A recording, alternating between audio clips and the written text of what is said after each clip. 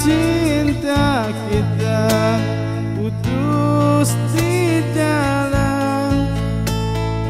Ku harapkan impian menjadi kenyataan, namun aku kecewa. Mudahnya waktu menafaskan janji, engkau dan aku berdua serupa. Rupanya mentah di dalam mainan percintaan. Telah pun ku bentangkan segalanya, mencari entah di mana silapnya.